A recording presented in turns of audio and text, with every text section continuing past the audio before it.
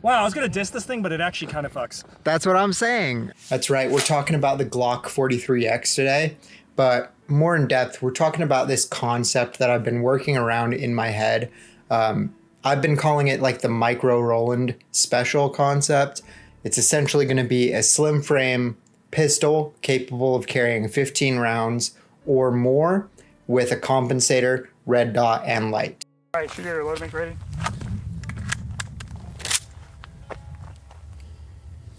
Looked like he looked down the barrel. I'm just getting ready Load for and make tonight, ready. you know? Load and make ready into my roof of my mouth.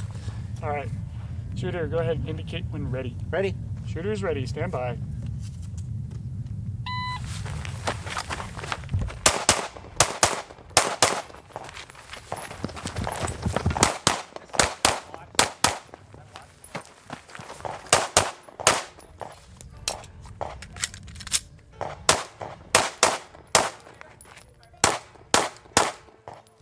Before I say anything else, I just want to make a quick announcement.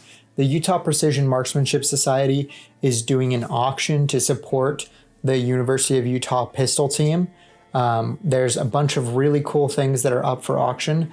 This auction opens on the 19th of October and goes until the 25th. And there's a lot of really cool stuff that's for auction. So a link to that will be down in the description. Let's talk about the build.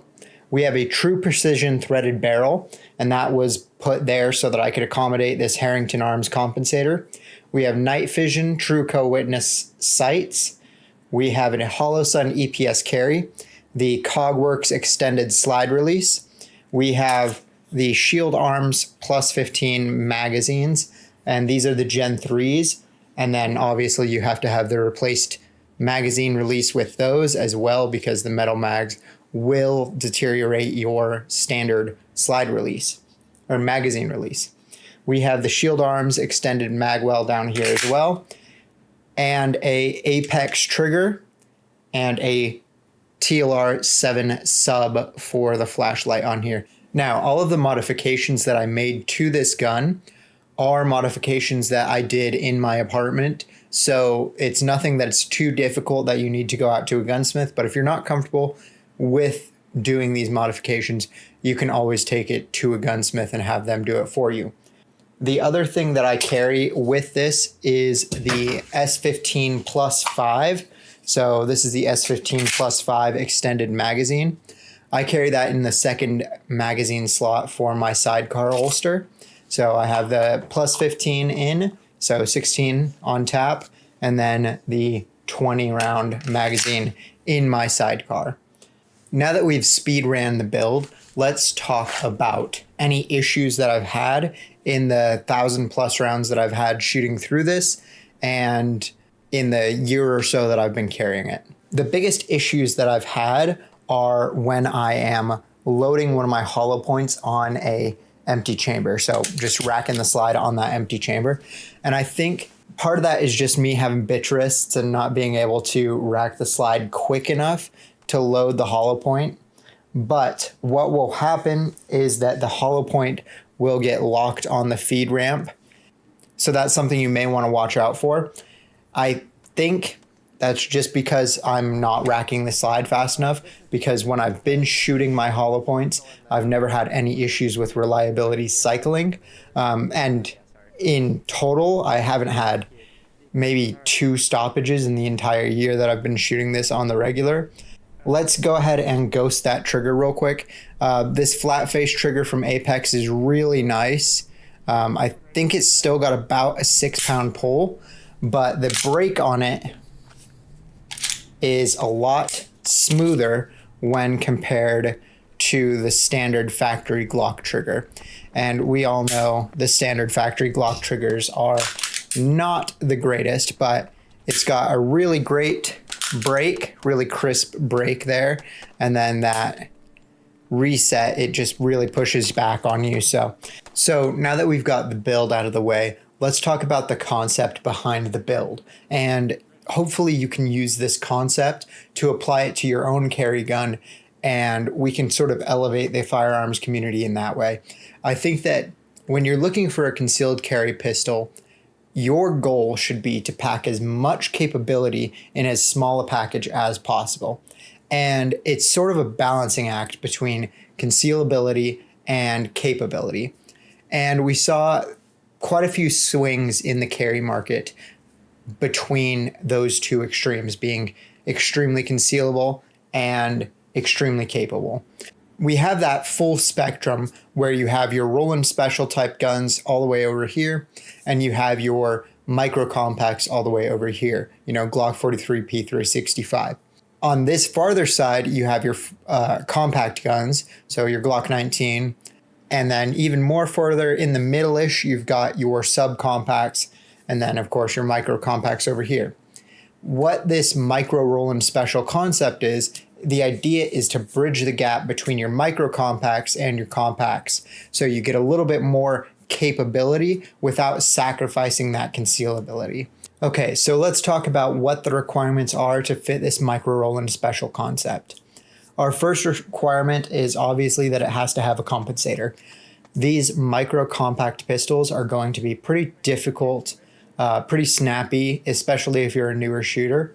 So that compensator is really going to help out with that recoil control, especially for follow-up shots. Our next requirement is that it's got to have a optics cut ready out of the box. That one's pretty self-explanatory. If it's 2024 and you're not making a pistol with an optics cut, you're way behind the times with the industry. Our next is going to be suppressor height sights or co-witness height sights. This is really important. I've seen plenty of times where an optic goes down out in the field or training and you're kind of SOL there. If you check out Thunder Ranch staff JD on Instagram, he's got a lot of really good posts talking about different malfunctions or breakages that have happened to pistols in classes over at Thunder Ranch. Our next big requirement is going to be that it has to have a mag well. These really help out with reloads, especially with these slim frame pistols. Our fifth requirement is that it has to fit 15 plus 1, so 15 in the magazine, 1 in the chamber. Next requirement is that it's no more than 7.25 inches with the compensator. Height width is going to be 1.1 inches wide, and we're going to be looking at 5 inches tall. So those are our base requirements for the pistol. And then obviously it has to have the capability to put a light on it. So obviously this pistol fits all of those criteria because I built it to fit all of those criteria, right? But let's talk about some other pistols on the market that may potentially fit. So as far as I can tell, there's maybe 3 or 4 that actually fit this criteria. The first one would be the P365X Macro. Obviously the compensated version, because that's the one that fits the criteria. And you get that for a little bit cheaper than what I ended up paying on all of the adjustments for this Glock 43X that I have here. But you could also go the other route of getting a P365XL and then swapping out some components on that, get like the Radian ramjet, the 365 version for that, and you've got a very capable pistol there. Our next one is the PSA Micro Dagger. I have not shot the Micro Dagger yet personally. That's going to be something that I'm going to be working on next year probably, but I think that's something that has the potential to be used as a cheaper alternative that fits this concept. And then of course the Hellcat, there's a Hellcat micro compact that has a compensator on it. But then you'd have to carry a Hellcat, and we don't really stand people who carry Hellcats. So let's talk about my experience shooting this gun in the past year.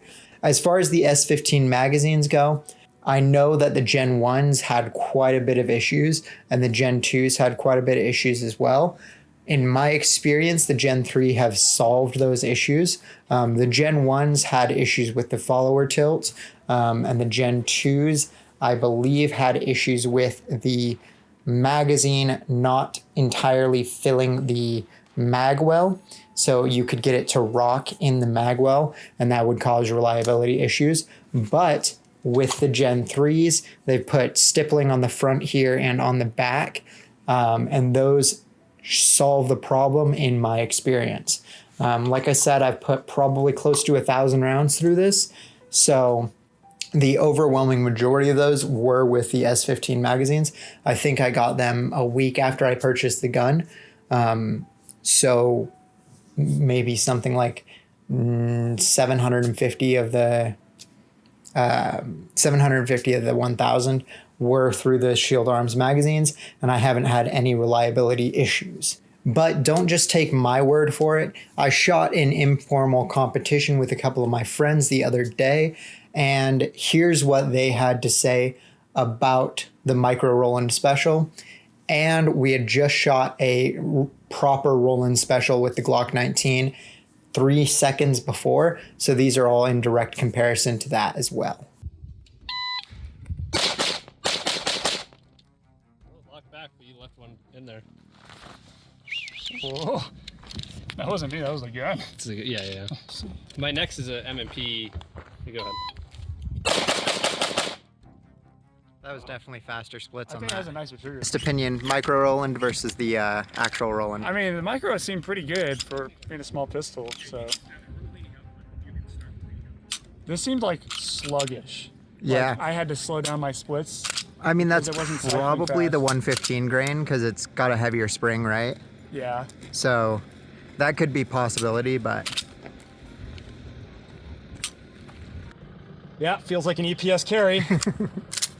Do not like the magwell, but I might have bigger hands, so it's kind of crunching my hand in. Do a little slow fire. A little fast.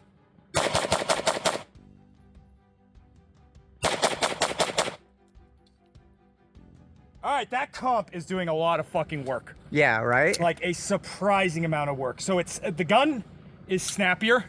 The gun is driving up harder. But you can tell there's less mass, and the gun returns back to center much faster due to the comp and the 43X. But man, it's not a snappy gun. Do you have another mag by chance? Not on me, but I got one over I there. was like, I could run this one-handed pretty fast. You can see the groups. Like, I'm not trying that hard, but it's not horrific. So, wow, I was gonna diss this thing, but it actually kind of fucks. That's what I'm saying. I'm like, my whole thing is like trying to get this concept, and I guess SIG is kind of pushing the concept as well with the X macro comp. Yeah. But you know, The comp's doing a lot of work. I can feel the air. so obviously they were pretty positive about the concept and the build specifically. Brassfax especially, he he texted me a day after that range trip asking me about the compensator and what brand it was. So I think I might have converted him at least a little bit to the cult of the Micro Roland. But that compensator does do a lot of work. And I went out and shot the P365X macro comp slow fire so that I could directly compare the two between the 365X macro comp and this Roland Special concept.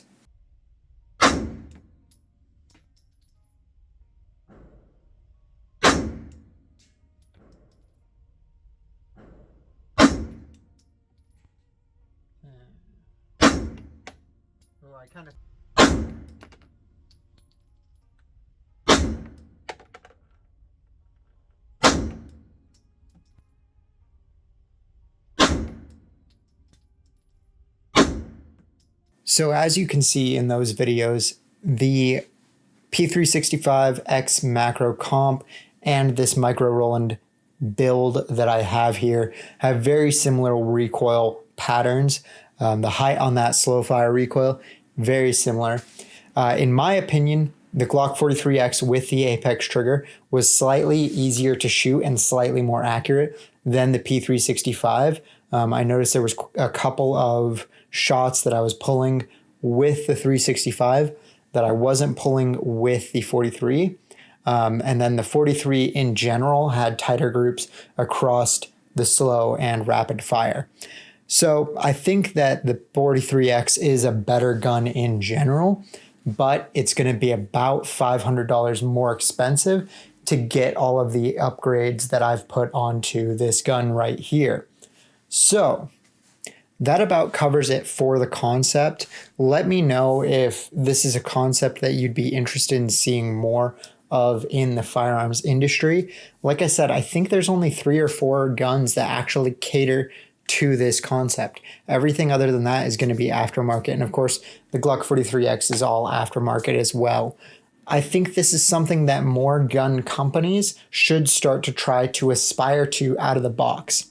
As far as reliability goes, it's going to be more reliable, at least in my experience, than the Glock 19 Roland Special. The Glock 19 Roland Special, especially when you have that big compensator on the end there, you're going to have a little bit of reliability issues, and it takes quite a bit of tuning to get that to cycle reliably.